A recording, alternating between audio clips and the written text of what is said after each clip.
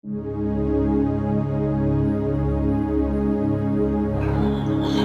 The lord. దేవునికి మహిమ కలుగును గాక. మీ అందరికీ కూడా యేసుక్రీస్తు నామమున శుభములు తెలియజేస్తున్నాను. అదే రీతిగా క్రైస్ట్ ఎవాంజలికల్ మినిస్ట్రీస్ తరపున మీ అందరికీ కూడా వందనాలు తెలియజేస్తున్నాను. బాగున్నారా? ఉదయకాల సమయంలో దేవుని వాక్యాన్ని విందాము. అందరూ బైబిల్ తెరిచి మొదటి సమూయేలు గ్రంథము 1వ అధ్యాయము 17వ మాటను చదువుకుందాం. అంతటా ఏలి, నీవు క్షేమముగా వెళ్ళుము, ఇశ్రాయేలు దేవునితో నీవు చేసుకునిన మనవి ఆయన దయచేయను గాక. మళ్ళా రిపీట్ చేస్తున్నాను, ఇశ్రాయేలు దేవునితో నీవు చేసుకునిన మనవి ఆయన దయచేయను గాక. ఈ మాటలు చాలా వాగ్దానంతో కూడిన మాటలు, ఆశీర్వాదంతో కూడినటువంటి మాటలు.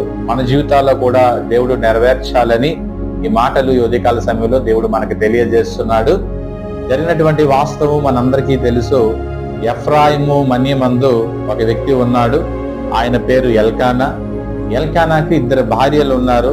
మొదటి భార్య పేరు హన్నా, రెండవ భార్య పేరు పెనిన్నా. కానీ విచిత్రం ఏంటంటే పెనిన్నాకి బిడ్డలు ఉన్నారు, హన్నాకి బిడ్డలు లేరు. మరి వాస్తవంగా చెప్పాలంటే ఒక వివాహమైనటువంటి స్త్రీకి ఆధునిక కాలమైన ఆనాటి కాలమైన వివాహము జరిగిన తర్వాత బిడ్డలు లేకపోతే ఆ యొక్క మనస్సు చాలా క్షోభకు గురవుతారు స్త్రీలు. కాబట్టి ఆ ప్రాంతంలో ఉన్నవారు మరి కొన్ని మాటలు ఆడుండొచ్చు, లేకపోతే పెనిన్నా మరి కొన్ని నొప్పి కలిగించేటువంటి మాటలు అనిందేమో తెలియదు, కానీ ఆమె రోజు కూడా బాధపడుతూ ఏడుస్తూ ఉండేటువంటి పరిస్థితి. నిజంగా చెప్పాలంటే ఆ కన్నీళ్ళన్నీ కూడా నేల మీద కాలి, నిజంగా ఆ కన్నీళ్ళంతా కూడా దేవుడు విన్నాడనేటువంటి మాటలు తెలియచేయబడ్డాయి. మరి ఒకరోజు వాక్య భాగం తెలియజేస్తుంది, 1వ అధ్యాయంలో ఆ యొక్క వాడికి చొప్పున వాళ్ళు ఆ యొక్క ప్రాంతానికి వచ్చారు. ఆ యొక్క ప్రాంతంలో మరి షిలోహు ప్రాంతంలో మొక్కుబడులు చెల్లించేటువంటి కాలంలో భార్యాభర్తలు ఇద్దరు కూడా వచ్చారు. హన్నా దేవుని సన్నిధానమందు ప్రార్థన చేస్తుంది. ఈ యొక్క ప్రార్థన చాలా డిఫరెంట్ గా ఉంది. ప్రభువా, నాకు గర్భము తెరవబడలేదు ప్రభువా, నా గర్భమందు ప్రభువా నైనా నువ్వు ఆశీర్వాదాన్ని కలుగు చేయు, ఈ ఆశీర్వాదాన్ని నేను నీకు మొక్కుబడిగా ప్రథమ ఫలముగా ఇచ్చేస్తాను, దేవునికి మహిమ కలుగును గాక. చాలా ఆశ్చర్యకరంగా ఉంది కదా. ఆమె గర్భము తెరవబడి ఉండలేదు, ఆ యొక్క గర్భవర్షమందు ఎవరు పుట్టలేదు. ఒకవేళ దేవుడు ఆశీర్వాదాన్ని కలుగజేస్తే ఆ యొక్క కుమారుడిని మళ్ళాట దేవునికి ఇచ్చేస్తుందట. అబ్బా, గొప్ప త్యాగం. నిజంగా కన్నీరు కార్చింది, దేవుని సన్నిధానంలో ఉపవాసం ఉంది. ఆ యొక్క పెదవులు ఎంతసేపు మోకాళ్ళు ప్రార్థన చేసిందో. అక్కడ ఉన్నటువంటి యాజకుడు హన్నాను చూసి ఒకవేళ మత్తురాలైందేమో అనుకున్నాడు, కానీ కొంతసేపు గమనించిన తర్వాత పాస్టర్ గారు లేకపోతే యాజకుడు ఏలి గమనించాడు. ఖచ్చితంగా ఒక ప్రవచన మాటలు తెలియజేస్తున్నాడు. ఏంటంటే, ఇశ్రాయేలు దేవుడు అయినటువంటి యెహోవా నీవు చేసినటువంటి మనవు దయచేయను గాక, దేవుని మహిమ కలుగును గాక. అందుచేత మరి మరుసటి ఏట వచ్చేసరికి అన్న మరి ఆ యొక్క ఎల్కానాకు ఒక కుమారుడు పుట్టాడు. ఆ యొక్క కుమారుడికి సమూయేలు అని పేరు పెట్టారు. దేవుని నామానికి మహిమ కలుగును గాక.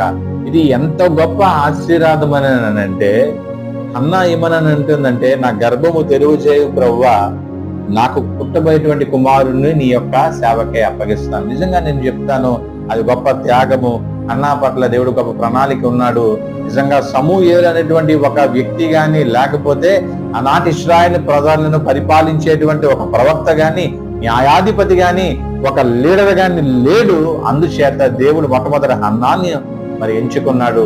హన్నా ద్వారా సమూయేలును ద్వారా ప్రజలను నడిపించినటువంటి దేవుడు. దేవునికి మహిమ కలుగును గాక. ఈ రోజు నీవు నీ జీవితంలో ఏంటి లోటుందో నాకు తెలియదు, ఏంటి శుద్ధాలతో నువ్వు లేకపోతే శోభతో ఉన్నావో నాకు తెలియదు, నీ పరిస్థితి ఏమో తెలియదు.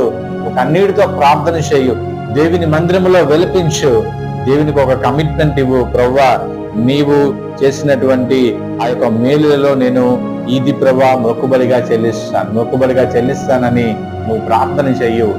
అత్యాశక్తితో నువ్వు ప్రార్థన చెయ్యు, పట్టుదలతో నువ్వు ప్రార్థన చెయ్యు. హన్నా గర్భము తెరిచిన దేవుడు, హన్నా పరిస్థితిని మార్చిన దేవుడు, హన్నాకు సమూయేలు తర్వాత 7 కుమారులు అనుగ్రహించిన దేవుడు. అంత ఆశీర్వాదాలు ఈ జీవితాల్లో కూడా దయచేయగల గొప్ప దేవుడు నేను ప్రకటిస్తున్నటువంటి యేసయ్య. దేవుడి మాటలు దీవించి ఆశీర్వదించెను గాక.